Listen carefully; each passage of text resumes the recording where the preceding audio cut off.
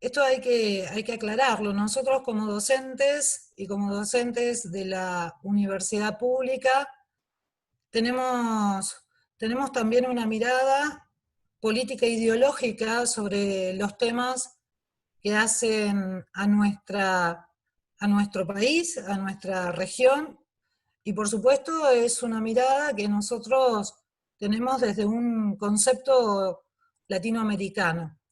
Y la verdad que me pone muy feliz que podamos compartir estas ideas, estas reflexiones, estas preguntas, porque siempre partimos de preguntas que nos hacemos, nada más ni nada menos que con el profe Carlos Ciapina, que ha sido nuestro profesor también durante mucho tiempo y que nos ha dado algunas importantes herramientas para la reflexión, para el análisis, para repensarnos también desde lo que han sido las matrices de pensamiento que han intervenido en las matrices justamente latinoamericanistas, ¿no? Y siempre recuerdo esas charlas de formación que hemos tenido con Carlos, que tiene que ver con pensar al Estado, pensar el rol del Estado y pensar también cuál es el rol que tienen las universidades públicas en ese Estado que para nosotros tiene que ser un Estado presente, tiene que ser un Estado que garantice derechos, tiene que ser un Estado que, independientemente de sus poderes que lo conforman, tiene que estar al servicio de la garantía de derechos de las personas.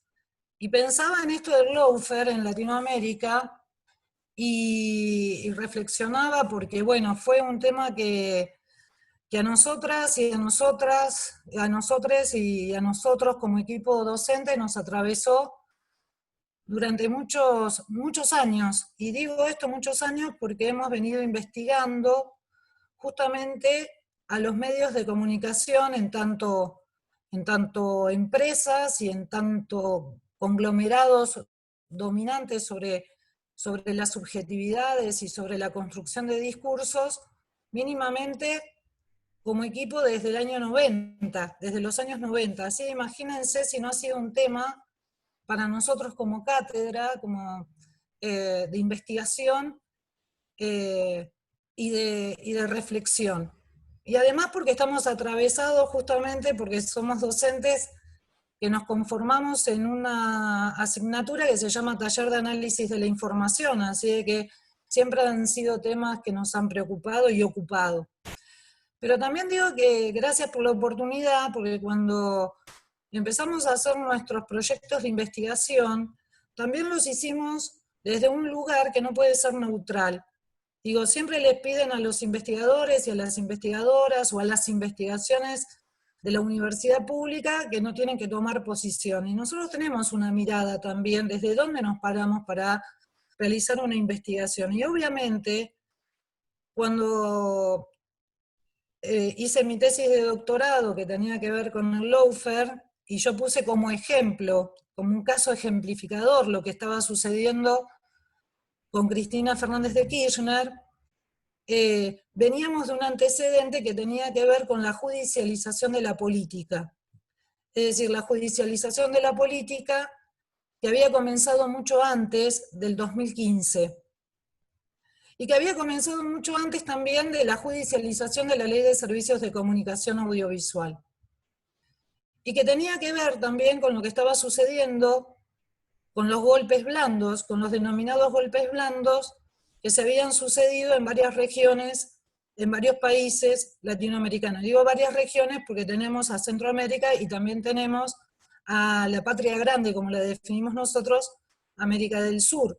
Digo, pensando en lo que sucedió con Lugo, pensando en lo que sucedió en Ecuador, pensando en lo que sucedió desde Puente, a lo que sucedió en Venezuela con Hugo Chávez, ¿no? La sucesión de golpes blandos, definidos como golpes blandos, pero que no dejaban de ser golpes. Golpes, llámenlos institucionales, pero eran golpes a la democracia, golpes a los gobiernos nacionales, populares, democráticos, elegidos por sus pueblos, gobiernos elegidos por su pueblo. Y entonces nosotros empezamos a investigar. En aquel momento la veo a Mariela Carnino, que está acá en el grupo. Empezamos a investigar en algún momento qué pasaba y por qué se daba una sucesión de golpes blandos, institucionales, y hablamos en algún momento, allá por el 2013, de lo que significó el Plan Atlanta, que quizás es un plan que pasó desapercibido, es una denuncia que pasó desapercibida por aquellos países y líderes regionales que padecieron la persecución mediática, la construcción de discursos mediáticos como Plan Atlanta, pero que no llegó a difundirse mucho ni llegó a abordarse como un tema, como un problema, como un tema-problema. Entonces empezamos a investigar en qué significaba ese Plan Atlanta, y ese Plan Atlanta, nada más ni nada menos, significó para las democracias un acuerdo que tenía que ver justamente en Atlanta, Estados Unidos, que era para derrocar a los gobiernos nacionales y populares. Hubo una reunión de líderes en el 2012 que decían, bueno, si a los gobiernos nacionales y populares no los podemos derrocar con el voto, no los podemos derrocar en las urnas, vamos a tener que derrocarlos de alguna forma con los medios de comunicación que son nuestros instrumentos de guerra. No sé si ustedes recuerdan la definición de Julio Blanc cuando hablaba de periodismo de guerra.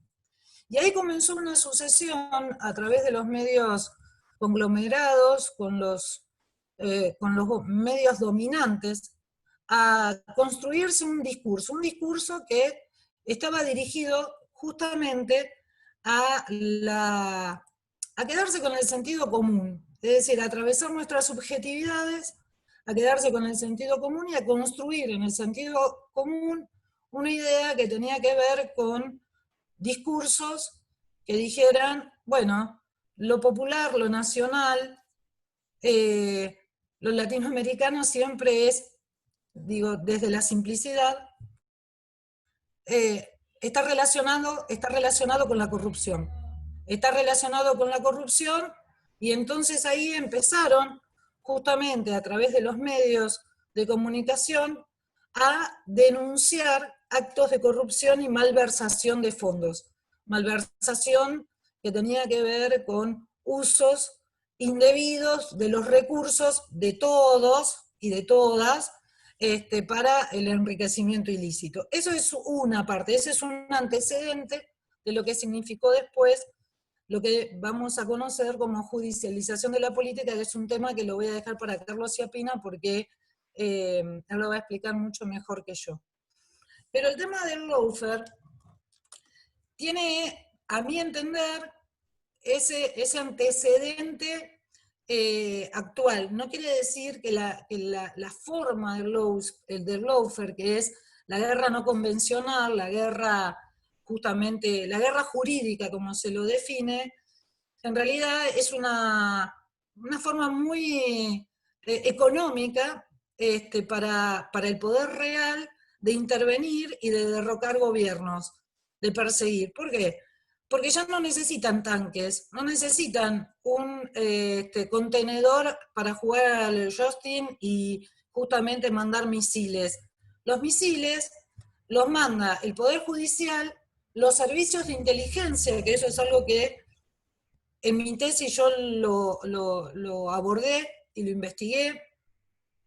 Obviamente que no he tenido pruebas, pero bueno, si el juez Moro pudo enviar a prisión a Lula sin pruebas, y la falta de pruebas era la convicción de que justamente las pruebas habían sido borradas de la corrupción, sí sabemos cuáles han sido la metodología permanente de los servicios de inteligencia de la Argentina. Entonces, ahí hay tres patas. Por un lado, es económico, porque no necesitamos ya la represión formal. Después, si quieren, podemos hablar de otra cuestión que tiene que ver con la metodología la metodología Bullrich que ha utilizado el macrismo, pero eso tiene que ver con otra dimensión, pero el lawfare no necesita ya una invasión con tanques ni misiles, sino que además utiliza las herramientas de lo jurídico para justamente crear causas, inventar causas, perseguir justamente a los líderes, a los sectores populares, sobre todo, que pueden reconducir un modelo político-económico, sobre todo un modelo económico, y sale muy barato, porque porque coopta justamente parte del Poder Judicial, no quiero decirlo todo, pero parte del Poder Judicial, utiliza los medios de comunicación y utiliza, por supuesto, lo que tiene que ver con cierto sector político y los servicios de inteligencia. Así que, bueno, eh, no puede haber lawfare sin estas tres patas, ¿no? Sin los medios de comunicación y sin justamente eh, parte del poder judicial y parte de los medios dominantes. Digo medios dominantes porque habrán visto que siempre se repite la metodología, lo que ha sucedido en Brasil, lo que pasó en Ecuador, lo que pasó en su momento en Paraguay, lo que pasó en Venezuela, son claros ejemplos. Entonces, yo la pregunta que me hice con respecto al lawfare y con respecto a justamente lo que significa este presente para la Argentina, fue una reflexión y un debate que justamente, como les decía recién, tiene por un lado al Poder Judicial, a los medios de comunicación dominantes y hegemónicos y al poder político. ¿Y por qué se pone en marcha este fenómeno de lawfare, esta guerra jurídica? Bueno, justamente porque lo que está en disputa también es el modelo económico, político, social, cultural, que es justamente lo que está en disputa y genera riquezas. Digo, no solamente riquezas en términos materiales, sino también riquezas en términos económicos. ¿A quién se dirige justamente el lawfare? ¿A quiénes ataca el lawfare? Bueno, yo lo planteé en mi tesis, que es justamente, se dirige a todos aquellos que consideran que puede poner en disputa o puede poner en peligro el orden establecido. Y el orden establecido para justamente lo económico es que cada uno de esos líderes vinieron a proponer un político, un proyecto político, social, cultural y también económico, por supuesto, distinto al establecido por el neoliberalismo. Fíjense que cada vez que han atacado a los gobiernos nacionales y populares es cuando los pueblos han tenido más derechos, se han ampliado derechos de esas personas, de ese pueblo, y también se han reconocido otros y se han creado los que faltan, los derechos que faltan. Entonces, la disputa ahí es la disputa de los derechos ciudadanos, pero también la distribución de las riquezas. La distribución de las riquezas. A ver, me estoy pensando también en esto de lawfare como una herramienta para perseguir, para atacar, pero además también hasta para encarcelar, porque no termina solo el lawfare desprestigiando a las personas, sino además que es necesario encerrarlas. Es necesario encerrarlas. Digo, lo que pasó con Lula es justamente esto, ¿no? Digo, no solo es desprestigiarlas, sino también encerrarlas, encarcelarlas, atacar, por ejemplo, las cuestiones más sensibles de las personas que justamente, fíjense que es la libertad. La libertad no alcanza con sacarlos del juego político, sino además hay que encerrarlos y hay que castigarlos y hay que justamente quebrarlos desde lo psicológico hasta lo material y lo simbólico, ¿no? De lo que significan como representantes de una sociedad y de un proyecto político. Entonces, digo, en síntesis, si nosotros solo pensamos que el lawfare es el uso indebido de instrumentos jurídicos, no lo podemos pensar solamente en términos de, a ver, en términos del derecho jurídico, porque sería muy fácil. Tenemos un abogado, vamos con los códigos, decimos acá no hay pruebas suficientes, y con sin esas pruebas suficientes toda persona es inocente hasta que se demuestre lo contrario, por lo tanto esa persona tiene que seguir en libertad o tiene que recuperar justamente, tiene que recuperar el sentido que representa para un colectivo. El lawfare es mucho más allá porque es utilizar los recursos jurídicos para la persecución política, pero sobre todo, como decíamos recién, para lo que significa la destrucción de la imagen pública, para inhabilitar a esas personas, para inhabilitarlos además como adversarios políticos, es decir, el macrismo, voy al caso de la Argentina, el macrismo necesitaba la destrucción de la imagen pública de Cristina Fernández de Kirchner, pero además de algo mucho más amplio, que es el kirchnerismo, ¿para qué? Para no tener adversarios políticos. Eso es entre otras cuestiones. ¿Qué hace el lawfare? Y que lo hemos visto. Bueno, el lawfare no solo construye pruebas, sino además que lleva a las personas al escarmiento público, al escaño público. Es decir, lo que hace es justamente con instrumentos legales que pueden ser del sentido común o que pueden construirse las falsas pruebas, lo que son los falsos arrepentidos, lo que significa la construcción mediática de una imagen. Piensen ustedes en lo que fueron los bolsos de López, ¿no? Los bolsos de López fueron ahí un tema, una construcción, ¿no? De una imagen que indignaba a la sociedad, que indignó incluso que muchas personas que sabían que eso que estaba pasando podía tener mucho de falsedad, porque nadie se preguntó de dónde salieron los bolsos, quién le dio los bolsos a López, cómo puede ser que una cámara haya estado ahí a las 3 de la mañana, justo los engancharon, justo llegó la policía, etcétera, etcétera, pero nadie se preguntó quién le dio los bolsos a López.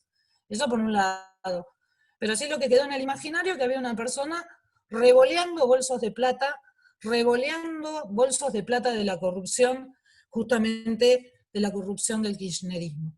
Entonces, ¿cuál es el objetivo del lawfare? Bueno, que estos líderes nacionales, populares, democráticos, que vienen a romper con un orden establecido, a tener gobiernos que garanticen derechos, inclusión y justicia social, bueno, sean desprestigiados. Esto nos tiene que quedar bien en claro porque es una metodología, es una táctica que utilizan, que está basada en la guerra, por supuesto, pero que el fin es ese, crear el sentido común.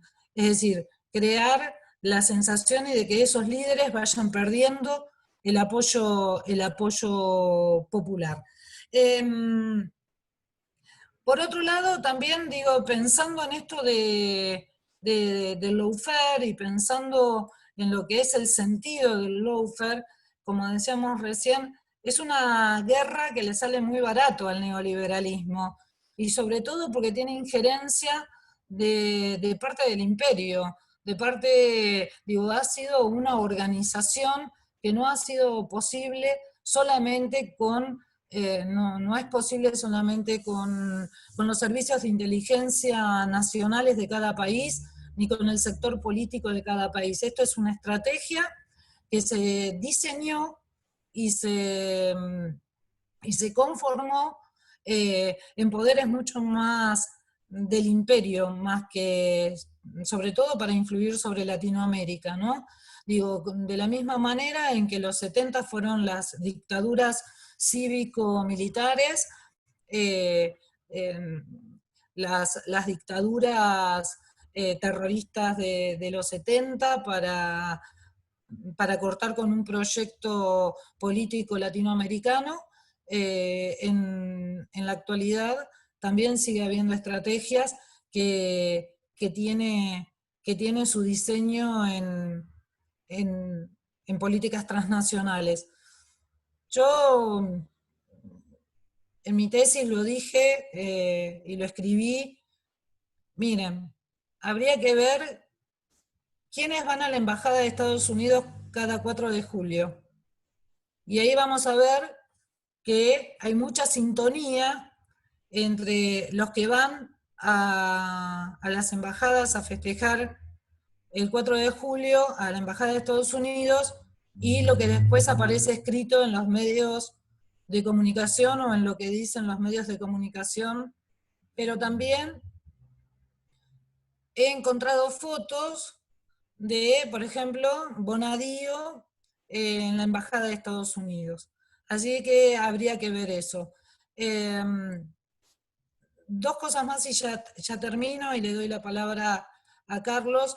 Me parece que el tema del lawfare es un tema muy grave que nosotros, y ni hablar del espionaje de que se ha descubierto en en este periodo, ¿no? Que ya lo veníamos denunciando, pero que justamente no teníamos todavía las pruebas suficientes de los sótanos del poder, de los sótanos del Estado.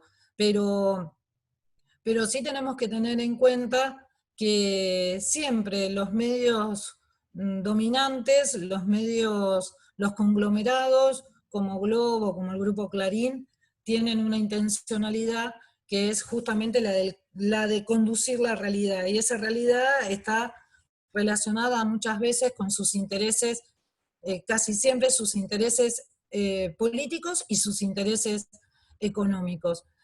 Entonces, la gravedad del lawfare es que ponen en riesgo las democracias, pero también ponen en riesgo justamente la paz que tendría que tener las democracias en un mundo democrático donde, bueno, al menos nosotros hemos elegido, eh, cada país latinoamericano ha elegido también a sus representantes, y el riesgo es que el lawfare lleva a que haya un colectivo que quizás no pueda elegir.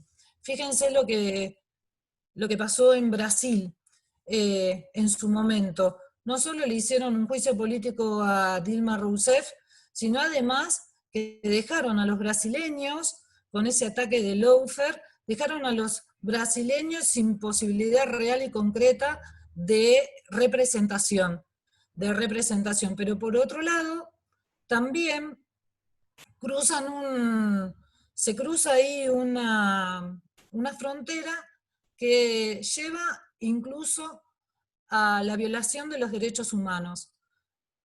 Y lleva a la violación de los derechos humanos porque donde no hay garantías constitucionales, no puede haber derechos humanos justamente completos en plenitud.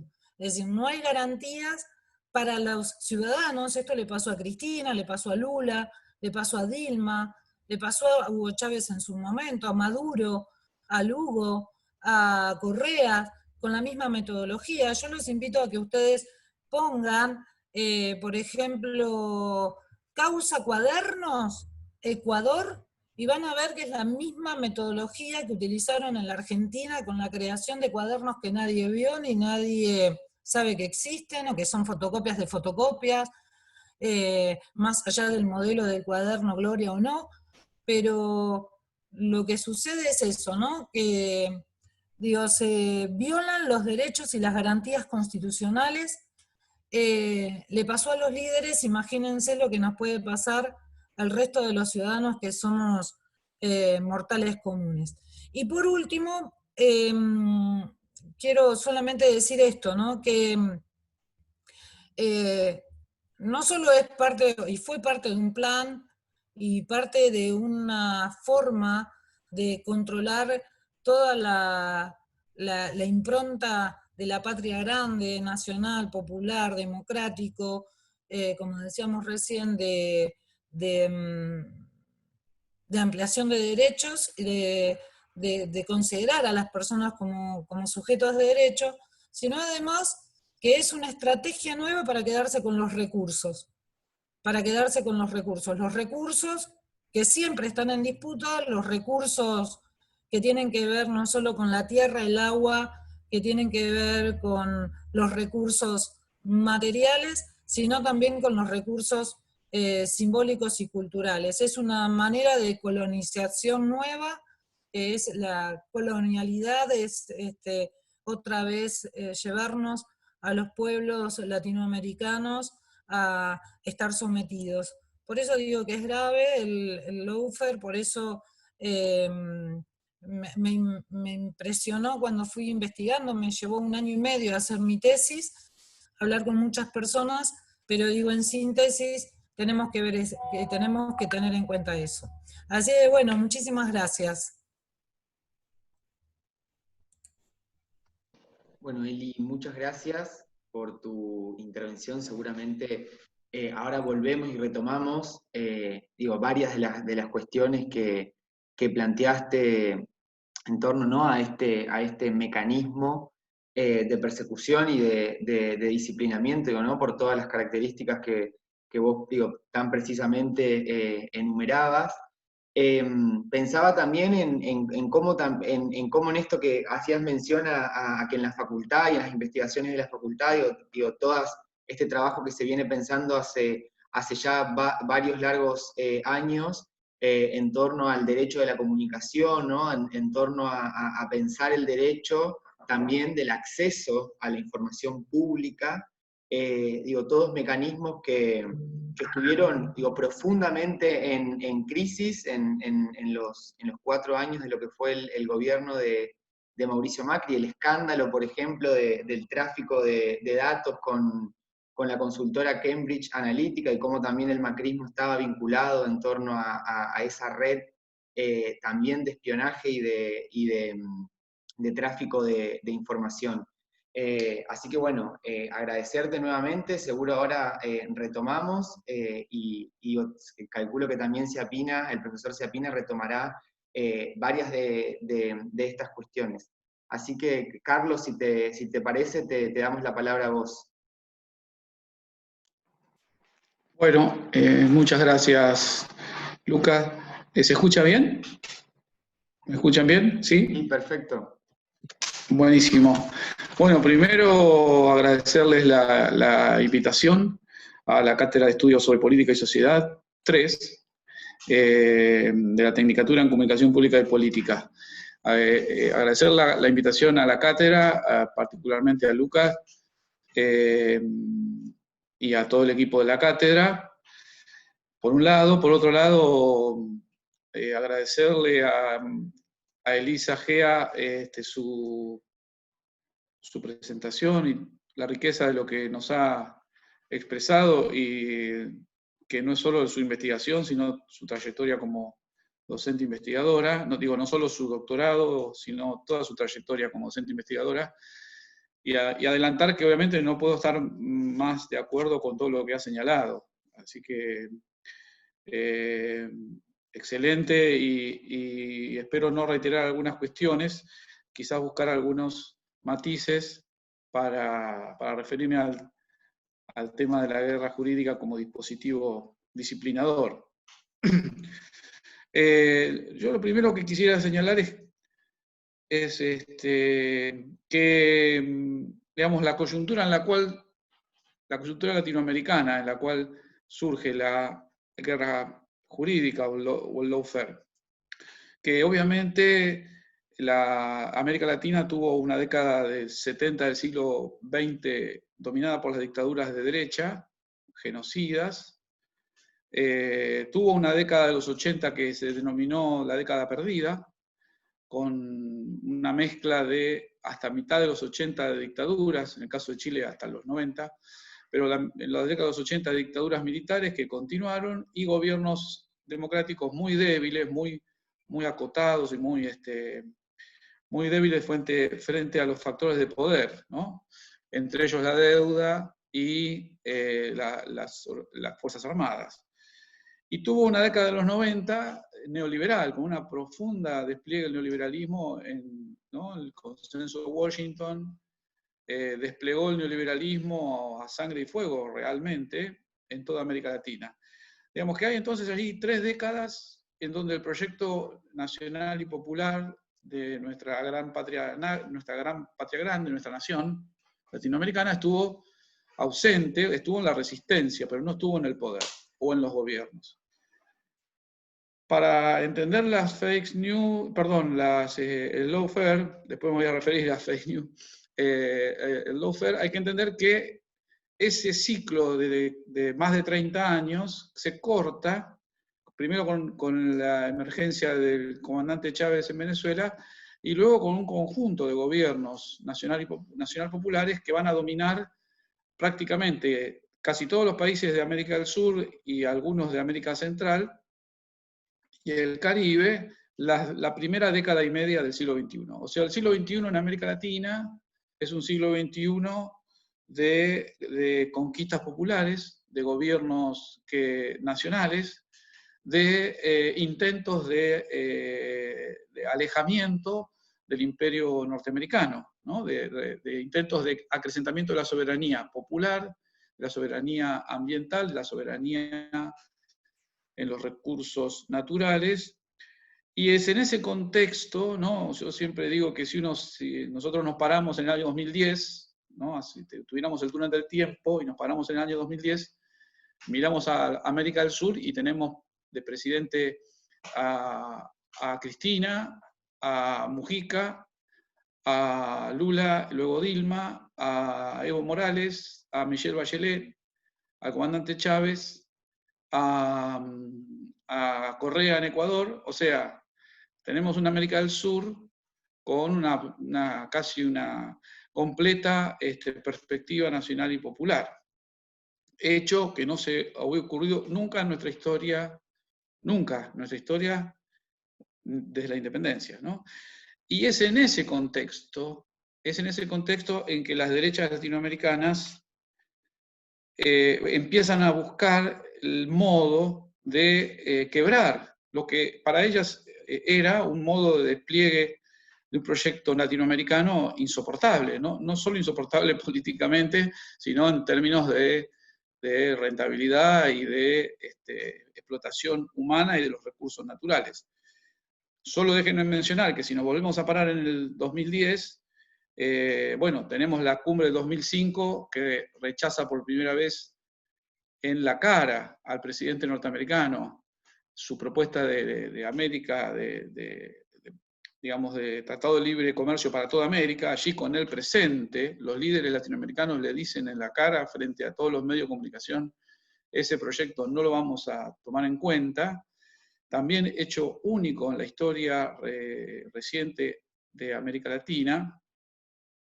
Y ese periodo, ese año, entre el 2005 y el 2010, se constituye el ALBA, se constituye la UNASUR, se despliega la CELAC y se refuerza el Mercosur. O sea, que hay un proyecto que no es solo un proyecto político de gobiernos nacional populares país por país, sino que es un proyecto estratégico de gobiernos nacional populares que involucra un proyecto de integración latinoamericana que pretende disputar con la tradicional injerencia norteamericana en nuestros territorios.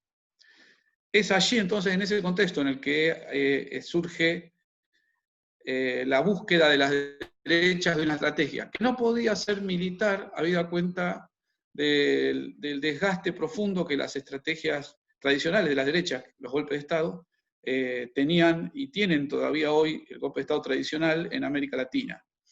Y tampoco, en ese periodo, tampoco las derechas podían apelar a la intervención militar directa, algo que era muy común en América Central y el Caribe, pero que con los procesos de integración tenía dificultades de desarrollo. Entonces, en ese cierto desconcierto, recuerdo que nosotros en esos años decíamos, ¿por dónde van a salir? ¿Por dónde los yanquis van a meter, van a buscar el quiebre, ¿no? ¿Por dónde van a buscar la fisura? Y bueno, la fisura la buscaron y la encontraron con sus aliados de derecha latinoamericanos en la guerra jurídica, ¿no? Lawfare. También tenemos que señalar, como bien señaló Elisa, la guerra jurídica como concepto, ¿no? Es un desarrollo de los propios norteamericanos. El Estado Mayor norteamericano, el general Dunlap, me acuerdo siempre su nombre porque es como la marca de los neumáticos de autos, general Dunlap, digamos, aplicó el concepto de guerra jurídica en la guerra contra Irak, y digamos, ¿qué es lo que sostenía este general? Que era mucho más barato generar a nivel internacional un conjunto de medidas judiciales que generaran a su vez, aunque no fueran reales y que fueran falsas, pero que generaran la sensación de dictadura corrupta y de amenaza internacional, ¿no? Y que eso habilitara el paso a las sanciones económicas para los países que no seguían en Medio Oriente la lógica norteamericana. Eso es lo que se desarrolló en Irak y dio sus frutos. Este mismo general señalaba que, por ejemplo, en la segunda invasión a Irak, el 60% de la flota aérea iraquí permaneció en tierra porque no podía volar. ¿Por qué no podía volar? Porque todos los insumos tecnológicos para reparar aviones habían sido bloqueados por todos los países occidentales debido al lawfare, debido a las sanciones internacionales que surgían una tras otra, ¿no? A medida que pasaba el tiempo. Entonces, ese concepto de lawfare, surgido para un proyecto imperialista, como es el proyecto norteamericano, va a ser retomado, diríamos, tomado y actualizado y aumentado por las derechas en América Latina. Resalto esta vinculación entre el lawfare y los Estados Unidos, porque también nos tenemos que preguntar, los abogados, los miembros del Poder Judicial, que van a formarse a los Estados Unidos. No es un tema menor, es un tema, ¿no? Hay programas específicos, como el USAID, ¿no? La ayuda norteamericana, que financian a los jóvenes y las jóvenes abogadas, y no tan jóvenes, para que desarrollen estudios legales, ¿no? De formación jurídica en los Estados Unidos, en universidades que obviamente están articuladas y asociadas con las necesidades del Departamento de Estado. Bonadío fue uno de ellos, el juez Moro es otro asiduo participante en esos cursos de formación, o sea que hay una articulación ahí que tampoco podemos descuidar. Ahora, el lawfare en América Latina, no había una guerra, digamos. Esta es la primera cuestión, porque a nosotros latinoamericanos nos aplican modelos de guerra, ¿no? Cuba lleva un bloqueo de décadas sin estar nunca en guerra con Estados Unidos. O sea, el bloqueo es una medida de guerra. El lawfare se creó como una medida para una guerra y en América Latina se nos aplica como si hubiera una guerra. De hecho, hay una guerra larvada, entre comillas, que no es una guerra, es un conflicto entre quienes quieren llevar adelante un proyecto para todas y todos y quienes quieren llevar adelante un proyecto para las élites minoritarias. Pero en América Latina el lawfare tomó la forma de un proceso que buscaba encarcelar, como de hecho ocurrió en el caso de nuestro vicepresidente, por ejemplo, en la Argentina, como en el caso de Lula da Silva en el Brasil, como en el caso fallido por un pelito de Correa en el Ecuador. Digamos, encarcelar es un objetivo, anular políticamente es el otro objetivo, deslegitimar frente a la opinión pública y a la mirada de cada uno de los países e internacional, ¿no? Deslegitimar, anular, encarcelar. Como bien se le daba Elisa previamente, ¿a quiénes? A todos aquellos que plantearan un proyecto de carácter incluyente, nacional, popular, democrático y de soberanía, en el sentido más amplio del término. Y allí entonces aparece, bueno, allí tenemos diríamos un subproducto de la guerra jurídica, que es la judicialización de la política, ¿no? La judicialización de la política es algo que también se aplica, lo estamos viendo ahora, incluso ahora, ¿no? Ahora hay un conflicto muy interesante en Brasil, perdón la digresión, pero el actual presidente de Brasil es un hijo directo de la guerra jurídica. Lo que ocurre es que él mismo es tan desaforado que ahora el propio establishment brasileño está diciendo, bueno, ¿qué hacemos con este hombre? ¿No? Hoy mencionaba Elisa a O Globo. La red O Globo fue clave para el derrocamiento de Dilma y para el enjuiciamiento y cárcel de Lula. Pero si uno lee estos últimos meses de O Globo, yo lo leo todos los días, va viendo cómo ha cambiado la línea editorial, porque digamos, tienen temor hasta de ellos mismos, por las actitudes que tiene Bolsonaro, que es a quien ellos ayudaron a poner al poder, en el poder, digamos. Entonces, lo que quiero decir es que la guerra jurídica no requiere ningún correlato con la realidad, ¿no? Esto hay que tenerlo muy claro. Solamente requiere un conjunto de actores del Poder Judicial, no todo, pero un conjunto de actores del Poder Judicial, que lleven adelante causas que apunten en general, y esto también es un rasgo específico, que apunten en general a lo emocional, ¿no? No apuntan a una racionalidad, porque si apuntaran a alguna racionalidad política, sería muy difícil llevar adelante la guerra jurídica. Digamos, pensemos en una excavadora por la Patagonia sin sentido, excavando pozos para ver si encontraban containers que tenían adentro dólares o sea, desde el punto de vista racional eso es ridículo. Desde el punto de vista emocional no lo es, ¿sí? Y amplios sectores de la población se preguntaban, ¿no será cierto que, claro, la Patagonia, de donde vienen, allí en sus propios pueblos, ¿no? En el propio mausoleo del expresidente? O sea, uno puede decir, ¿es racional esto? No, no es racional, es emocional, pero funciona, ¿no?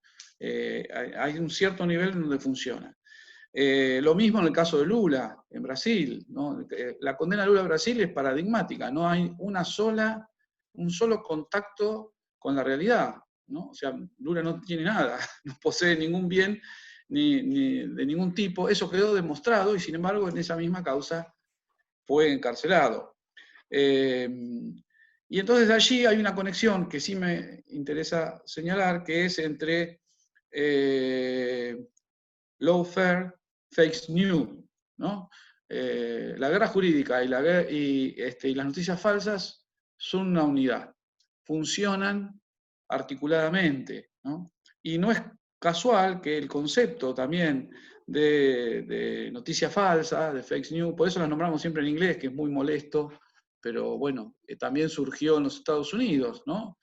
Y antes inclusive, la estrategia de noticias falsas surgió antes inclusive que la de la guerra jurídica, ya por la primera guerra del Golfo, en el año 91.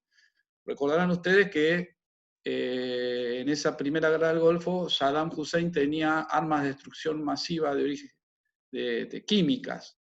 Bueno, todos los medios del mundo divulgaron abundantemente, sobre todo los hegemónicos, que esto era así, esto habilitó la intervención internacional en esa guerra. La Argentina estuvo presente, invadiendo un país al otro lado del mundo, de la mano del menemismo, y obviamente nunca se comprobó la existencia de armas químicas. De hecho, nunca existieron.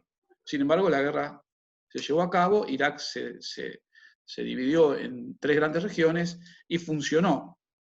A partir de allí, entonces, hay una articulación muy estrecha entre guerra jurídica y noticias falsas o fake news, porque son el complemento, digamos, no alcanza solo con el proceso jurídico legal, ¿no? Bien lo decía Elisa hace un momento, no alcanza solo con el proceso jurídico legal, porque el proceso jurídico legal, si no tiene la réplica en los medios y en las redes, no existe. Existe para un grupo muy pequeño, para el grupo politizado, digamos, para la clase política. Lo que hacen los medios oligopólicos y las redes sociales organizadas, ¿no? De un modo, los trolls, digamos, equipos de comunicación organizadas para esto, es transformar el proceso judicial en un proceso público. Transformar, diríamos nosotros, las reiteradas causas judiciales. Recuerdan que nuestra expresidenta tuvo, por ejemplo, un lunes 7 exposiciones por 7 causas diferentes en un solo juzgado, lo cual, otra vez, es una irracionalidad absoluta, una falta de juridicidad total, pero se hizo, ¿no?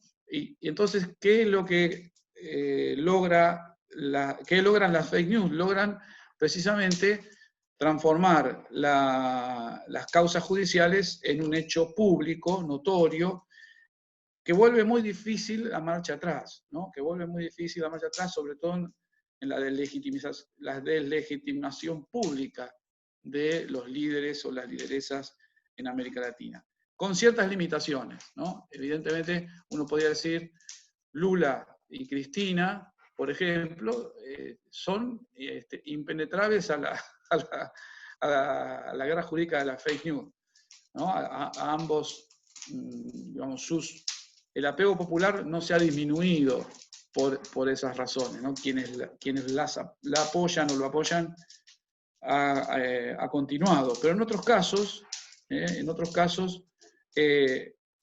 ha generado procesos de deslegitimación muy profundos, y sobre todo, y esto es un resultado buscado por la guerra judicial y por las noticias falsas, sobre todo la deslegitimación hacia lo político en general, ¿no? Esta es otra característica, digamos, los procesos contra Lula, los procesos contra Dilma, los procesos contra Correa, los procesos contra Lugo, contra Cristina, o sea, no solo son procesos contra proyectos nacional populares, que lo son, sino que además son, en última instancia, procesos contra la política, en el sentido más amplio del término, ¿no?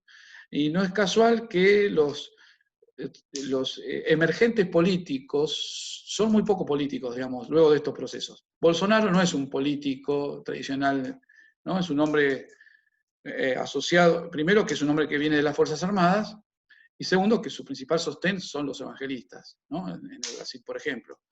Entonces, hay ahí un cuestionamiento, una búsqueda también de deslegitimar lo político y a través de lo político deslegitimar el Estado, ¿no? Y entonces ahí dice, bueno, entonces, no a los liderazgos nacionales populares, no a los liderazgos políticos, no a un Estado presente, inteligente y de cuidado, sino nada de eso es lo que debe ocurrir.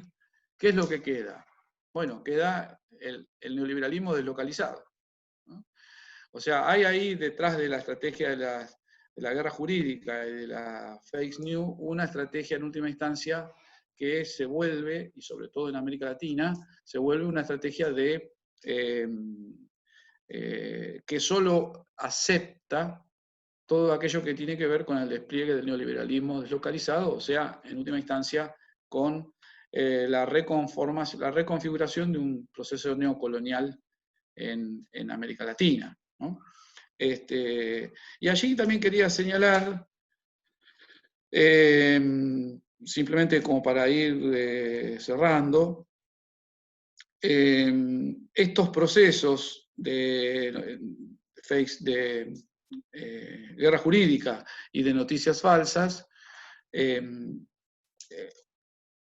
son muy complejos para imaginar estrategias de construcción, ¿no? O sea, nosotros aquí podemos plantear, de hecho, nuestra facultad en muchas de sus cátedras y de equipos de investigación lo viene haciendo, plantear el impacto que tienen estos procesos en la subjetividad individual y colectiva, ¿no? Y trabajar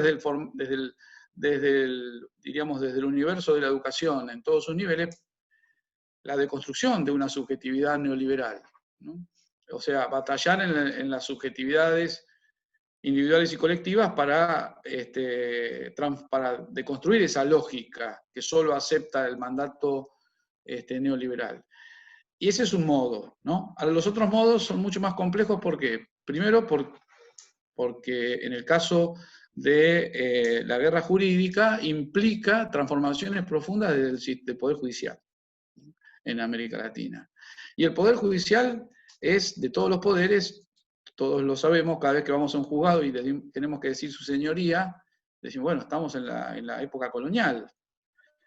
Sí, el Poder Judicial es el poder más conservador de todos y tiene ese rol en la Constitución Nacional. En los países liberales, en las repúblicas liberales, el Poder Judicial es la última ratio que sostiene todo el sistema. Por eso no es casual que la guerra jurídica se desarrolle allí, en ese nivel. Ahora, el tema es cómo reconfigurar poderes judiciales que en verdad desde hace décadas se están constituyendo como centralmente, no en todos los casos conservadores, ¿no? Este es un punto. Y el otro punto vinculado a pensando en cómo modificarlo, que nosotros incluso en la Argentina lo hemos transitado como ningún otro país de América Latina, es qué hacemos con la concentración mediática que tienen países como la Argentina o Brasil, o Chile. Nosotros lo hemos intentado con la ley de servicio de comunicación audiovisual, que fue una víctima de la guerra jurídica, claramente. Y bueno, si ese intento, que fue impecable, impecable en términos jurídico-legales, fue, digamos, de alguna manera desactivado, ¿no? en términos, en un proceso muy oscuro de carácter judicial, de varias presentaciones judiciales. Bueno, ¿cuáles son las modalidades o qué podemos imaginar para reformular el sistema que hoy tiene la Argentina tan concentrado de medios y tan afín a la guerra jurídica, ¿no? Y bueno, lo podemos plantear como pregunta, porque allí entran a jugar otros factores como la voluntad política para transformar esto de raíz, ¿no? Y ya, bueno, ahí entramos en un planteo que no lo esquivamos, pero sí lo señalamos, que tiene que ver también con la consistencia de los proyectos políticos democráticos, populares y nacionales en nuestros países de América Latina para emprender estas transformaciones, ¿no? Bien, si les parece, creo que estoy en tiempo, no quiero excederme demasiado, pero bueno, abramos los aportes o la charla o como quieran seguir con estas conversaciones. Gracias. Bueno, Carlos, la verdad que muchísimas gracias, un gusto, como siempre, poder compartir y escuchar tus palabras. Como mencionaba, si le parece, a los que están conectados, poder abrir ahora una ronda de preguntas, tanto para Elisa como para Carlos, e intercambiar un poco algunas reflexiones. No sé si alguno quiere tomar la palabra, si no también la pueden ir comentando en el chat de la reunión y la vamos leyendo.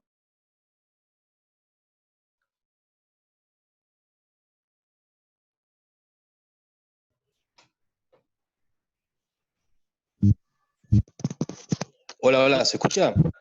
Hola, sí, perfecto, se escucha. Sí, ¿qué tal, profe? Buenas tardes. Justo tenía anotada un par de preguntas para realizar, pero creo que el profesor fue bastante claro y respondió. Una tenía que ver precisamente con el rol de la ley de comunicación audiovisual, que la respondió muy bien, cómo podría de alguna forma interferir, ¿no?, en esta cuestión del avance de esta guerra judicial a través de los medios hegemónicos, y el rol de las redes sociales, ¿no?, cómo actúan en esta situación también. Y por último, esas dos preguntas fueron, creo que de alguna forma, desarrollada la respuesta en esta locución que hizo el profesor Carlos Chiappina. Y la última es también el poder político, ¿no? Digo, recuerdo en algún momento la intervención de Elisa Carrió en el Congreso haciendo denuncias donde los medios de comunicación tomaban esas palabras de declaraciones y de ahí se convertía tal vez casi en una causa judicial, ¿no? Con un testimonio que se hacía mediático, pero no hacía un testimonio útil para la justicia, digamos, ¿no? Como una causa judicial o para abrir una causa judicial.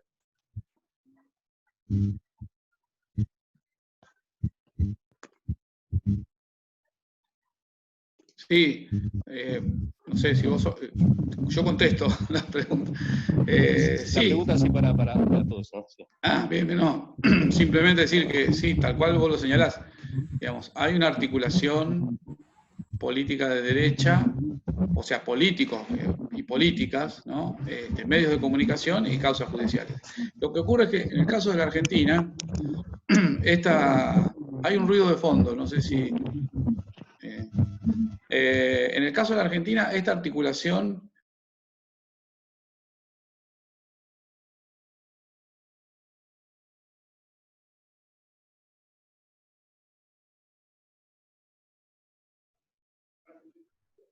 No escucho a nadie, ¿eh? Capi, está bloqueado tu micrófono. Ah, perdón, ¿ahí? ¿Ahí sí? Ahí sí, perfecto. Bien. No, lo que le decía a Rubén es que en el caso de la Argentina, esta articulación, políticos, medios de comunicación y Poder Judicial, aceitados estos tres niveles con el sistema de espías, o sea, con la AFI, generó diríamos, un modo de funcionamiento, un modo de funcionamiento claramente antidemocrático y claramente, como decía bien Elisa, que violaba los derechos humanos de la propia clase política, ¿no? En donde los medios ya sabían, cuando digo los medios en general, en esto son dos grandes medios, ¿no? Los medios ya sabían el carácter de la causa que iban a difundir antes que el juez convocara la causa, ¿no? Antes que el juez diera su primer veredicto o que el fiscal marcara. O sea, hay ahí un proceso claramente ilegal que además, bueno, también pone en evidencia el rol de los medios en procesos ilegales y también ponen en cuestión qué hacer con la impunidad absoluta que tienen los medios monopólicos, ¿no? Por allí hay alguien que menciona los medios monopólicos son un poder democrático sin control.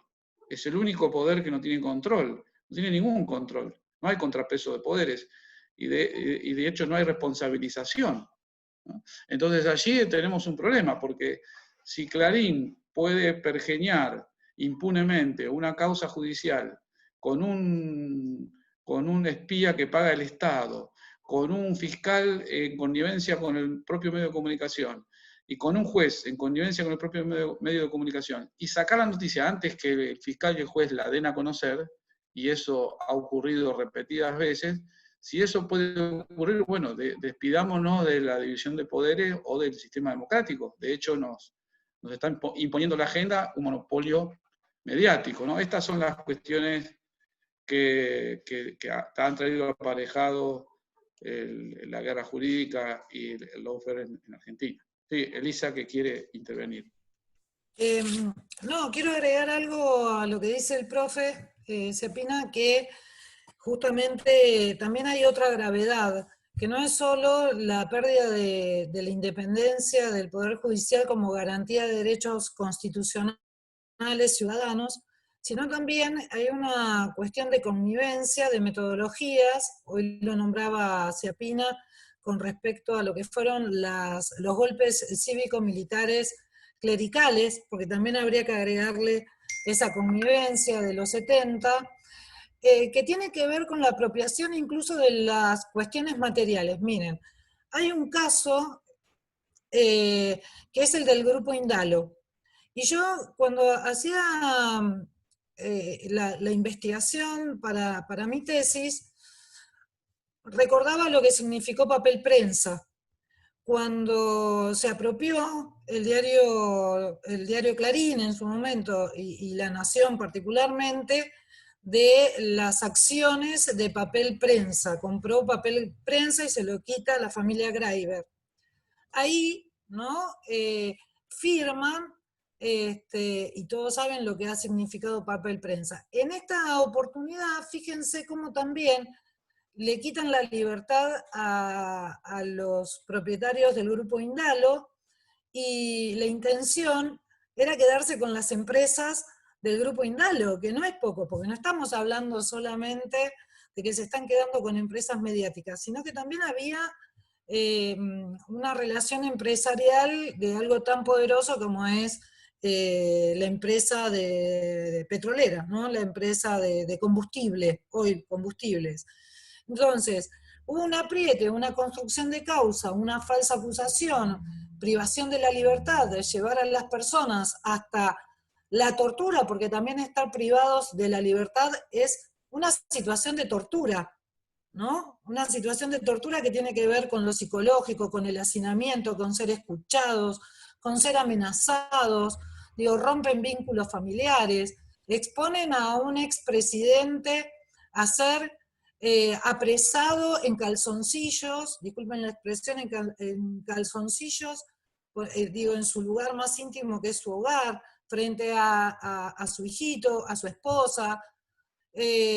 Lo que pasó después con otros presos políticos, por eso sí son presos políticos, digo, que lo llevan hasta la tortura psicológica. Esto es una metodología de un Estado terrorista, para llamarlo de alguna, y de dictadura. Es la misma metodología que se utilizaba en los 70, con la única diferencia que en esta oportunidad no pudieron desaparecerlo físicamente, pero sí se apropiaron o intentaban apropiarse también de sus propiedades, de sus recursos materiales, y asignando a las personas a la pérdida de la libertad, que es el bien más preciado que podemos tener las personas. Yo tengo una pregunta. Dos preguntas. ¿Se escucha ahí? Sí, se escucha. Quería preguntar si las ONG también son parte, si consideran que son también otra parte necesaria en la UFARE, las ONG como usinas de pensamiento o de líderes, ¿no? Y también el Poder Legislativo, al sancionar leyes que le dan como estructura también a la UFARE, ¿no? Acompañando al Poder Judicial, como la ley del arrepentido, otras leyes. Esa por un lado. Y otra pregunta, quería preguntar si el Plan de Atlanta se refiere, cuando dice la calle Herrera, que van contra los gobiernos comunistas, dice, contra los gobiernos post-neoliberales o progresistas, y el Laufare dice que atacan a un opositor político, no a un líder progresista, sino a un opositor. Digo, si en el caso del Laufare puede ser cualquier opositor, por ejemplo, armarle una causa a Macri, y lo que sea, digo, meterlo preso y llevarlo por todos los medios, inventar una noticia, o hablamos de líderes progresistas o cualquier opositor. Digo, ¿cuál es la diferencia ahí?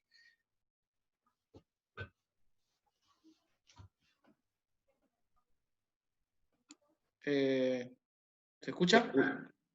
Ahí está, sí. Sí, dos cositas, después espero que Elisa nos ayude. Primero, el concepto de ONG. El concepto de ONG hay que, digamos, modificarlo por organizaciones de la sociedad civil.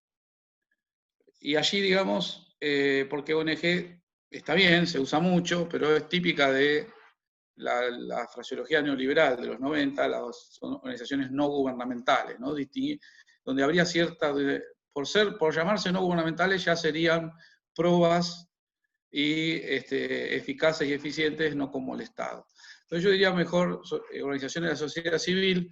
Nosotros los viejos peronistas decíamos, le llamamos organizaciones libres del pueblo, pero eso, bueno, forma parte de otro momento.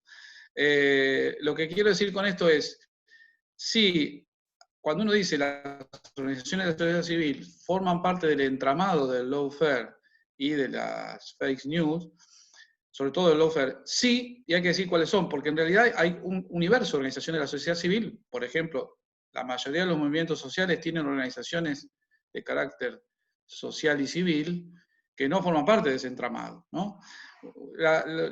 Diríamos allí que las organizaciones de la sociedad civil que forman parte del lawfare son aquellas que bajo digamos, que no tienen un sentido de organización social, solidaria, de acompañamiento a la mayoría, sino que son más que nada pantallas de lo que los yanquis llaman think tank, ¿no? Ámbitos de pensamiento que apuntan hay que distinguir que son las que apuntan a las élites, ¿no? A crear conciencia sobre los peligros, entre comillas, de los gobiernos no alineados con los Estados Unidos en las élites. Ahí sí hay, ¿no? Y eso, digamos, ha sido abundantemente utilizado en los países de América Latina, no solo en la Argentina, Brasil, Chile, Ecuador, ni que hablar en Centroamérica. Cuanto más delgado es el Estado, más presencia tienen estas organizaciones pagadas por los Estados Unidos o por Europa.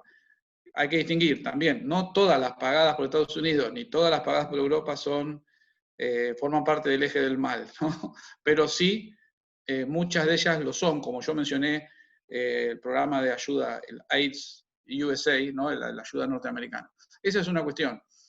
La otra cuestión del lawfare y los gobiernos progresistas, o si se aplica en todos los casos, yo creo que ahí hay que hacer una distinción tajante. Y de hecho, este gobierno actual en la Argentina está mostrando claramente que no lleva adelante procedimientos de denigración por la repetición de causas inventadas.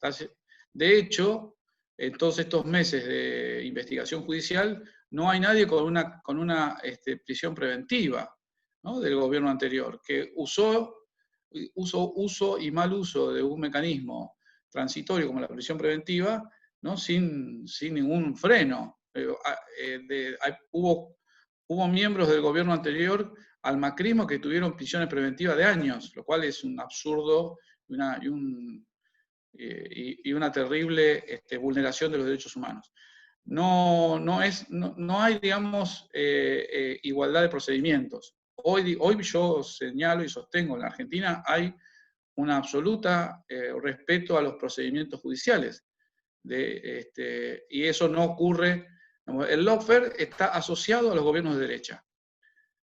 Habrá que demostrar, de lograrlo, que pueda estar asociado a cualquier gobierno, pero de hecho en América Latina es un procedimiento estrictamente desplegado por los gobiernos de derecha. Y como bien decía Lisa, el lawfare fue y es en otros países la doctrina de la seguridad nacional de esta época, ¿no? Ese es su perfil. Por eso no puede estar en manos de gobiernos democráticos y populares.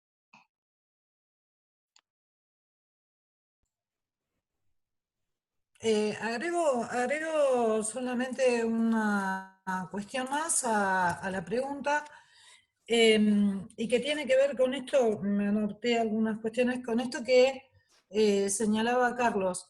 Digo, para que se dé el lawfare es necesario estas tres patas, ¿no? Parte del Poder Judicial, porque sería injusto decir que todo el Poder Judicial, que es un poder independiente de un Estado, de nuestro Estado, está en sintonía con los poderes espurios de derrocamientos o de golpes blandos, ¿no? Porque ha sido necesario parte del Poder Judicial para llevar adelante esos golpes blandos. Parte también de los medios de comunicación, pero estamos hablando acá para el lawfare de los grupos dominantes, es decir, de los oligopolios, de los monopolios, de un grupo como Clarín o como Globo en Brasil. Y también los servicios de inteligencia y también el poder político, parte del poder político, que es el que utiliza o el que se sirve, como en el caso del macrismo y todo lo que está saliendo ahora a la luz, que se sirve de administrar el poder del Estado, porque además es el Estado el que financia justamente los servicios de inteligencia, que deberían estar para otra cosa, no para vigilar a los ciudadanos y a las ciudadanas. Entonces se sirve de ese poder político que tienen sobre los servicios de inteligencia para hacer espionaje y para controlar, pero también para generar miedo, porque hay una cosa del lawfare que tiene que ver con algo hasta psicológico, ¿no? Y esto es lo que me han dicho a mí algunos especialistas. No solo que intenta encarcelar y, mediante la tortura, sino además generar el miedo para que no haya movilización social. Es decir, si todos estamos en peligro, si todos estamos atravesados por el miedo a movilizarnos, si todos podemos ser víctimas también del lawfare, lo que va a haber es una sociedad paralizada, es decir, una sociedad que no reclame por más derechos o que no reclame por los derechos que le corresponden. Entonces también es un instrumento. Y lo otro que quería agregar al tema de fake news, que lo explicó muy bien Carlos, que tiene que ver con lo emocional y que tiene que ver cómo se van apropiando y cómo van colonizando las subjetividades, ¿no? No me quiero detener en eso, pero van colonizando con discursos las subjetividades, van construyendo un sentido común para también construir una cosmovisión. Es decir, tenemos un ejemplo muy claro de cómo se ha creado una cosmovisión con la 125 y con lo que ha sucedido en estas semanas con la empresa Vicentín. Digo, ese es un ejemplo de la cosmovisión y de una construcción del sentido común que parece ser que volvemos a hacer, o que en la Argentina hubo alguna vez comunismo, que en la Argentina alguna vez llevó a cabo el comunismo, nunca hubo comunismo en la Argentina, jamás, ¿no? Entonces, no vamos a cambiar nuestra bandera argentina por una bandera roja. Yo llegaba a escuchar, digo, cuando el muro de Berlín cayó en 1989, y no quiero meterme en eso, pero fíjense cómo van construyendo una cosmovisión de la cuestión. Y para eso se usa lo que tanto se ha determinado, que es la posverdad, porque también tenemos que tener en cuenta fake news, posverdad, colonización de las subjetividades, construcción de un sentido común y construcción justamente de una cosmovisión sobre el mundo que nos rodea. Y lo otro que quería aclarar, y ya termino con esta aclaración, es que lo que está en disputa es el poder. Es decir, hay disputa por poder. El poder puede estar representado, hoy lo decía Carlos, que por ejemplo Bolsonaro llega al poder apoyado, y esto lo hemos visto con algunos y algunos que están acá, que lo hemos visto en nuestra materia, matrices de pensamiento, hemos visto, y lo hemos visto mucho antes de que Bolsonaro sea presidente, cómo las iglesias evangélicas no solo se posicionaron en esta colonización de las subjetividades, como en algún momento lo hizo la Iglesia Católica Apostólica Romana, sino también cómo se han ido ocupando lugares del Estado. Y tenemos en Brasil, como también en la Argentina, por eso lo hizo Macri. Macri también acordó con distintos credos, entre ellos los evangélicos, porque tienen una metodología, una forma, una estructura de construir poder. En Brasil tenemos legisladores, entonces cuando preguntaba acá el compañero si el poder legislativo es culpable de un montón de cuestiones, no, en el poder legislativo están representados los distintos sectores políticos. Y las iglesias no dejan de ser una política ideológica, que también llegan al poder a través del voto popular. Entonces tenemos legisladores o legisladoras que pueden ser con distintas posiciones políticas ideológicas, que van a representar esos intereses. Yo recuerdo cuando estábamos discutiendo la ley de interrupción voluntaria del aborto, yo trabajaba en la Cámara de Diputados, y la diputada Houghton, salíamos de la Cámara de Diputados y nos gritaba y nos decía de todo porque es evangélica, y así lo representaba. Así que bueno, es parte del juego político y es parte también de la disputa de poder. Bueno, Elisa, muchas gracias. Ahí veía que Mirta, Bruno, si no me equivoco, estaba pidiendo la palabra para hacer una pregunta. Aprovecho y también recupero esta que ponen en el chat de la reunión. Bueno, lo fueron enunciando también en sus intervenciones, digo, la mención al intento de democratización del sistema mediático de la Ley de Servicios de Comunicación Audiovisual. Y acá, digo, un compañero pregunta cómo creen, digo, bueno, obviamente, digo, teniendo en cuenta la complejidad de lo que significa y el enraizamiento que tiene el funcionamiento de esta estructura judicial y de persecución, ¿cómo creen que se puede reconfigurar, si es que se puede, en Argentina, ese rol conservador del sistema judicial o ese accionar digo, que tiene la justicia? Y también yo agrego sobre esta pregunta, si en torno a la información a la que hemos estado expuestos estos últimos días sobre la red de espionaje del macrismo, si ahí hay una posible tarea pendiente en torno al rol que debería tener el Estado para con su política de inteligencia. Digo, si es posible, para empezar a deconstruir quizás esa presencia en la política, si no hay ahí un desafío que tiene que tomar cartas en el asunto al Estado sobre las posibilidades y accionares que tiene el sistema de inteligencia en su vinculación con la justicia, con los medios y demás en nuestra democracia. ¿Hablo yo ahora? Mirta soy. Hola Mirta, sí, adelante. Bien. Lo que quería preguntar a Elisa, sobre todo que estuvo haciendo esta investigación, es si hay indicios de que hayan estado preparando desde hace largo tiempo esta estrategia contra los gobiernos populares que nos llevó, por ejemplo, a este último gobierno que tuvimos neoliberal. ¿Por qué digo esto? Porque decías recién, han ocupado lugares en el Estado. Los jueces, estos como los Cirurzún, los Bonadí, o los fiscales como Stornelli, etcétera, etcétera, que fueron dentro del Poder Judicial los que llevaron adelante las medidas que les hace ser exitosos durante un tiempo en lo que esperan, instalando todo esto de las denuncias falsas y demás, si lo han venido preparando desde hace mucho tiempo, porque estos tipos no entraron con Macri, estos vienen desde antes, y le hemos prestado en general poca atención a los consejos de la magistratura. Entonces quería ver esto, Elisa, si hay algún indicio, por lo menos hay como una sospecha de que sí, esto tiene larga data, no se improvisa una movida como la que lleva adelante Macri. Pero quería ver si en tu investigación había habido algún indicio de esto que te estoy diciendo.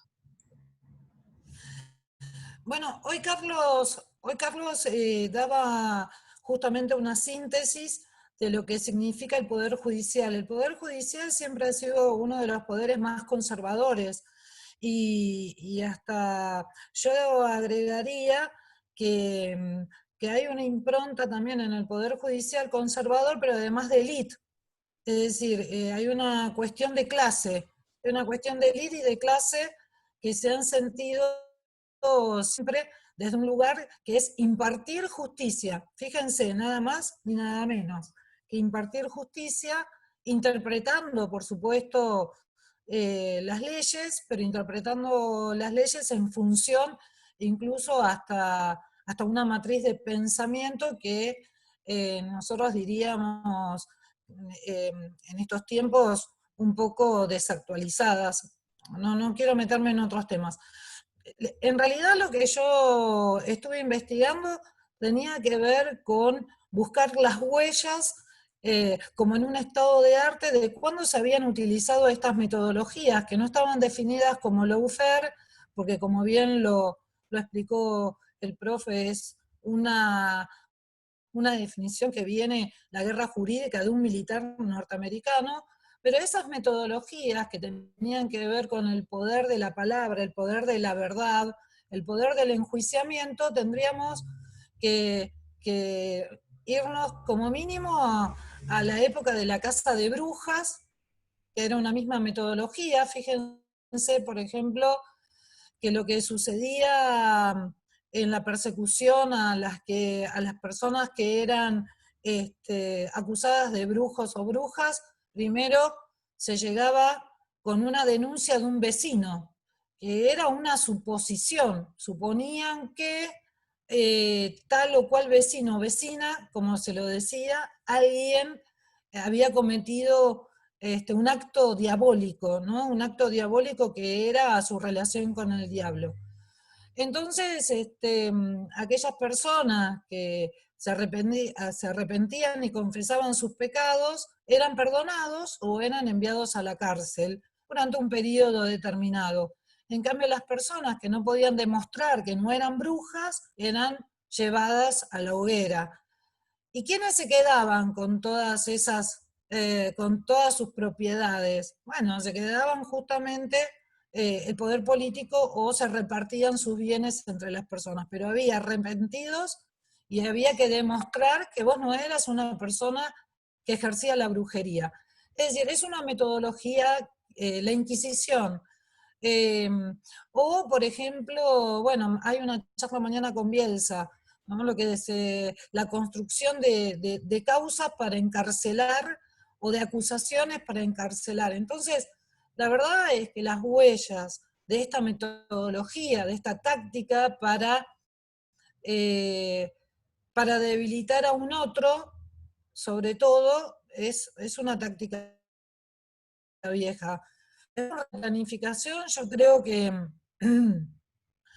para hacer un corte histórico, pero bueno, en estos días se cumplieron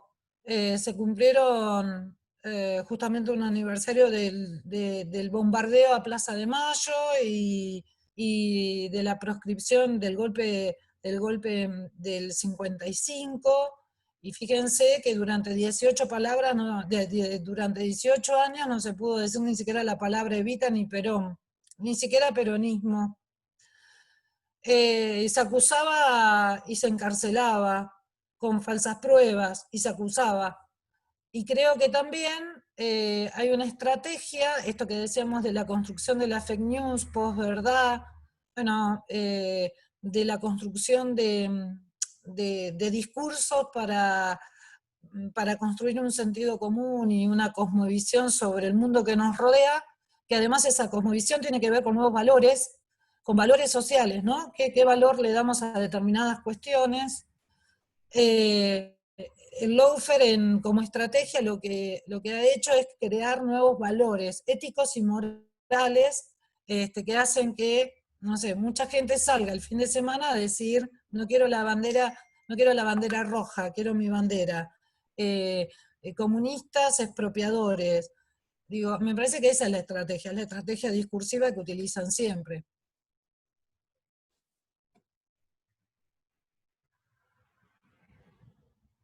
Carlito Ciapina tiene que agregar algo a esto. No, yo sí, estaba pensando en lo que venías diciendo. ¿Y qué diría Juan Bautista Alberdi de que lo acusen de comunista? Porque él puso la expropiación en el artículo 17 de la Constitución Nacional. Imagínense, un liberal como Alberdi, ¿no? Pero bueno, son los milagros discursivos de las noticias falsas de la actualidad. Nada, me reí. Es más, he tenido una discusión cercana, virtualmente, ¿no? Obviamente, con una persona que pasó por la universidad y me dijo, bueno, empiezan por Vicentín, van a terminar con mi departamento en la costa. O sea, bueno, son lo que logran los medios masivos, ¿no? Pero yo me quería referir a la pregunta por qué hace Mirta, por el origen de la modalidad de la guerra jurídica, ¿no? Hay, como mencionaste vos, María Elisa, hay antecedentes antiguos, antecedentes más modernos, pero en todos casos son aislados, ¿no? Yo pensaba el macartismo, por ejemplo, el senador McCarthy de Estados Unidos utilizaba, es un esbozo de lo que luego va a ser la guerra jurídica, en ese caso, también con un apoyo mediático, no de los grandes medios liberales norteamericanos, que les repulsó bastante, tenían gran repulsa por lo que estaba haciendo McCarthy, pero sí con medios locales o cadenas menos relevantes. Pero lo que él hacía era una guerra jurídica, lo que él imaginaba que eran los comunistas escondidos por todos los Estados Unidos, ¿no? Recuerdan, bueno, hasta Chaplin era considerado por McCarthy un comunista. Así que ahí, imagínense, estaba como nosotros ahora. Así que hay casos aislados, pero yo creo que en el caso de nuestro Poder Judicial, cuando uno recorre los jueces más emblemáticos del macrismo, la mayoría de ellos fueron nombrados en el menemismo. O sea que hay una, digamos, el fruto nunca cae lejos del árbol, ¿no?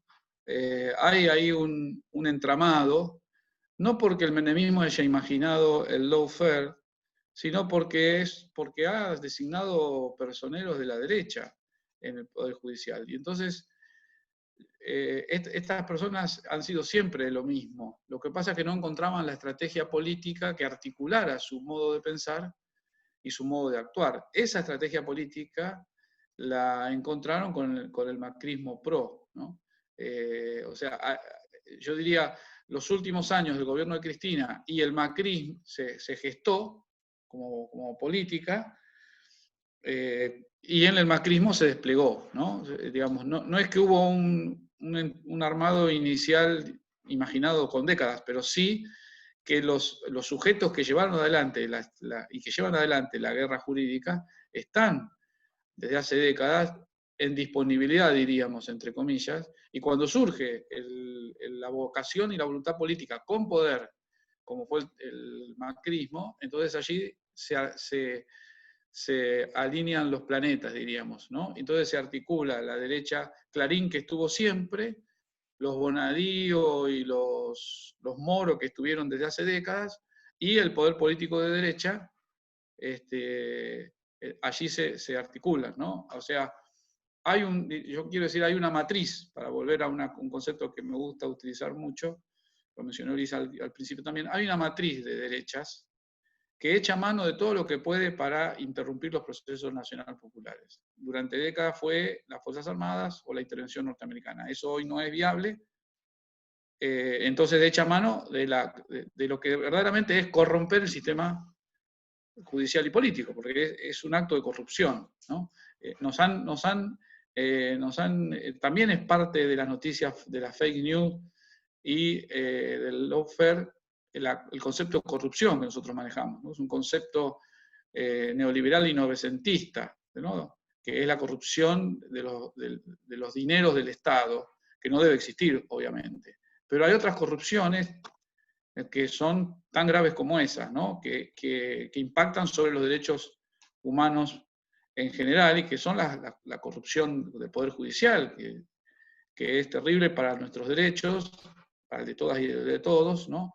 La corrupción de quienes toman medidas, de quien le da 300 millones de dólares a una empresa que está quebrada, y así podríamos seguir con un concepto de corrupción ampliada, diríamos, ¿no?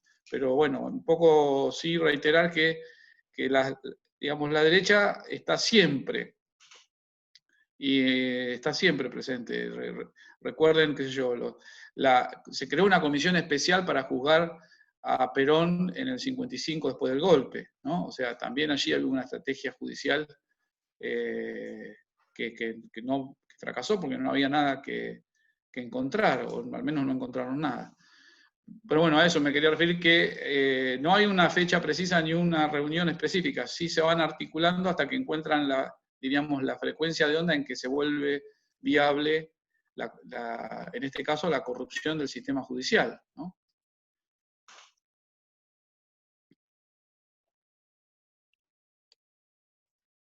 Clarísimo para ambos. ¿Alguien más, alguna más que le gustaría intervenir con alguna reflexión, alguna pregunta?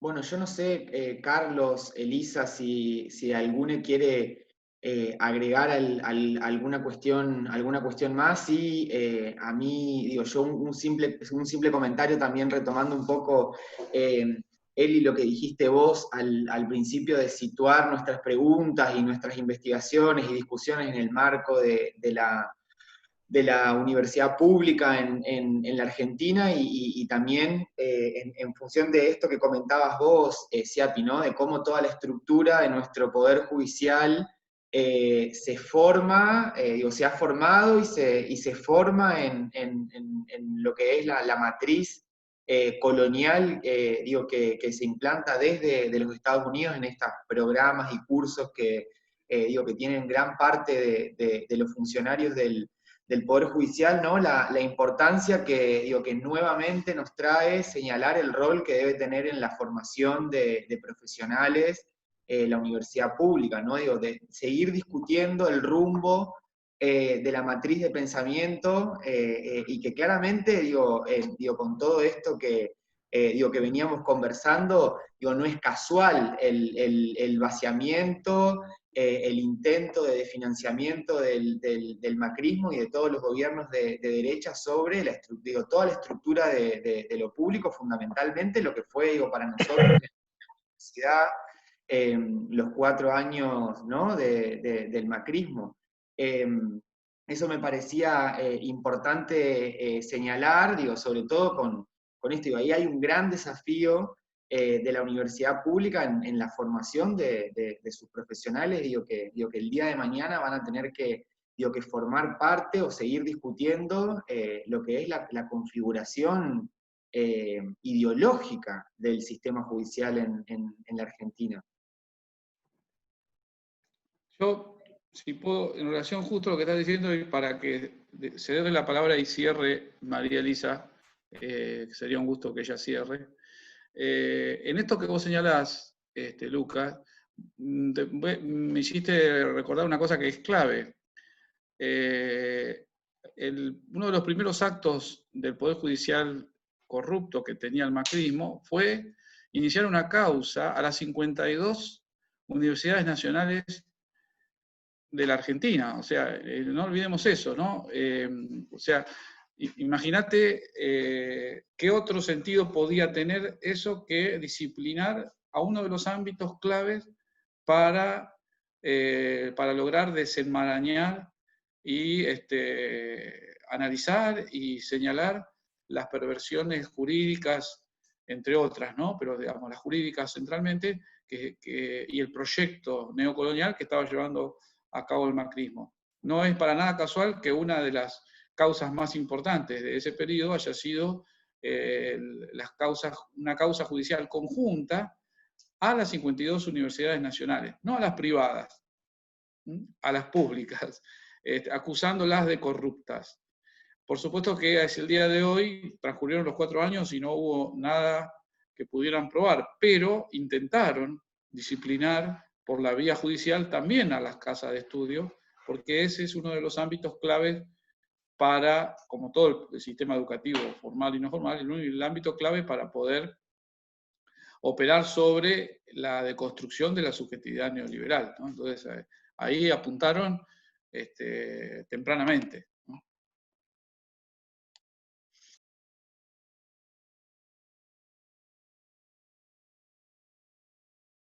Totalmente lo que señala el profesor Ciapina. Eli, no sé si andás por ahí. No la veo a Elisa.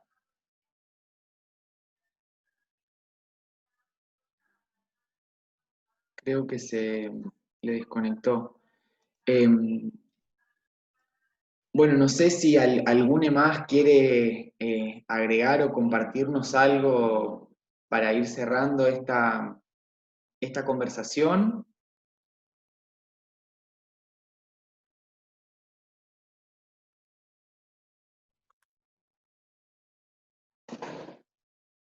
Bueno, si nadie más tiene algo para aportar, yo simplemente volver a agradecer a los compañeros y por tomarse el tiempo de participar en esta conversación, tanto a Elisa como al profesor Carlos. Sí me gustaría, por último, Carlos, ¿qué recomendás?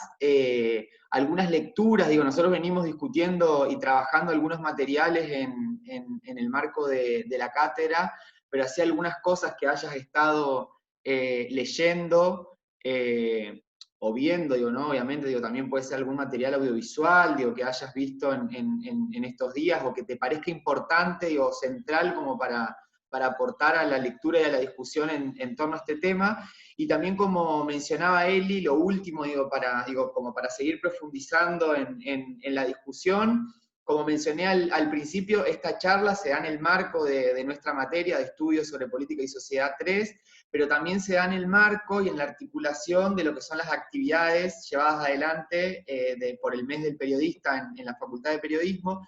Él hizo mención a la convocatoria de mañana, 18 horas.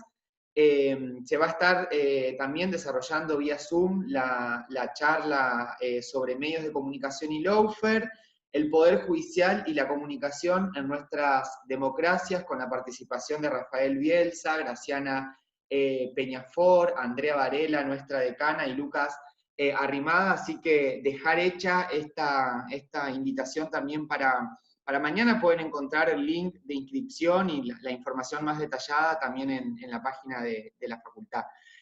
Así que bueno, por mi parte eso, Siapi, no sé si tenías ahí como algo para recomendarnos, y si les parece damos por finalizada.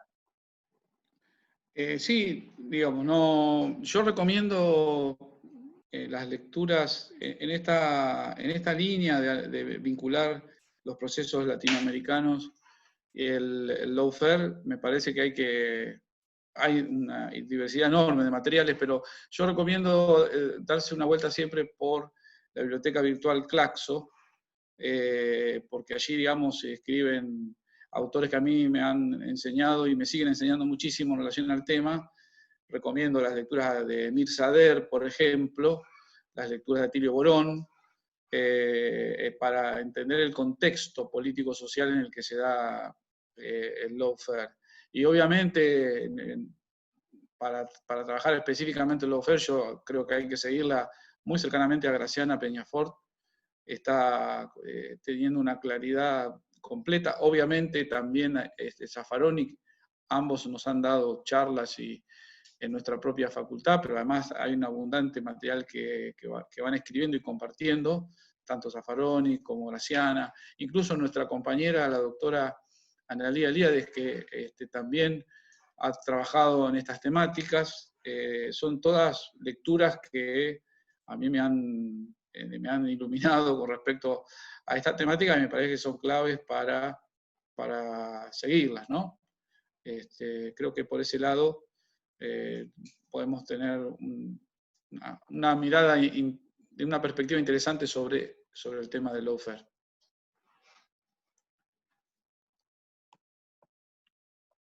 Bueno, Siapi, muchísimas gracias nuevamente.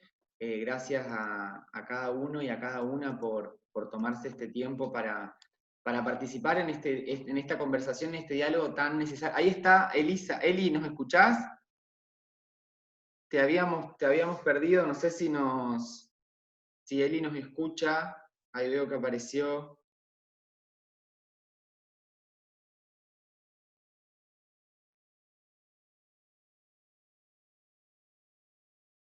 Eli, ¿nos podés escuchar? Nosotros te vemos, pero no te escuchamos.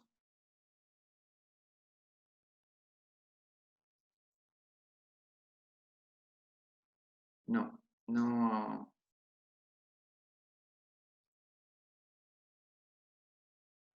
Estamos complicados con tema de comunicación con Eli. ¿Ahí me escuchás? Ahí sí, ¿Me Eli, escuchás? ahí sí. Sí. Ah, perfecto, porque ahora estoy con el celular. Perdón que no los veo a todas y a todos, pero estoy con el celular porque no sé qué pasó, que se desconectó. Perdón que me perdí la última parte de la intervención de Carlos, pero bueno, entiendo que ya vamos cerrando. Yo quería solamente agregar una cosa, a una cuestión más a lo que planteaba recién los compañeros y las compañeras, que tiene que ver con esto de los antecedentes, y que quizás, bueno, la conversación va llevando a más reflexiones y más debates al respecto. Esto es algo que todavía tenemos que analizar y pensar mucho.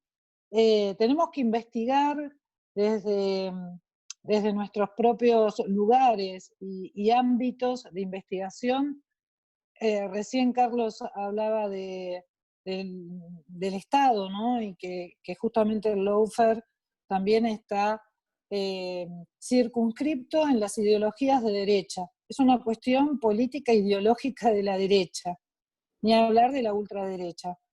Pero sobre todo a quienes persigue el lawfare o la metodología el método de lawfare, es que persigue a todas aquellas personas que ponen en evidencia, justamente, que ponen en evidencia las injusticias sociales, que ponen en evidencia justamente la no redistribución de las riquezas. Y como decíamos hoy, no entiendo a las riquezas solo como esas riquezas económicas, sino también las riquezas materiales, las riquezas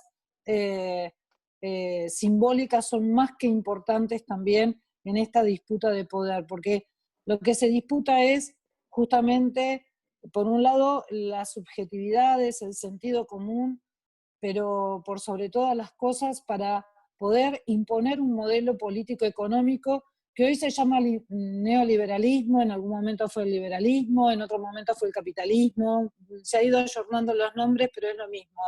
Es las riquezas en pocas manos, cada vez más concentradas en un porcentaje cada vez más chico, y personas, y una gran mayoría cada vez más pobre, pero además más esclavizada.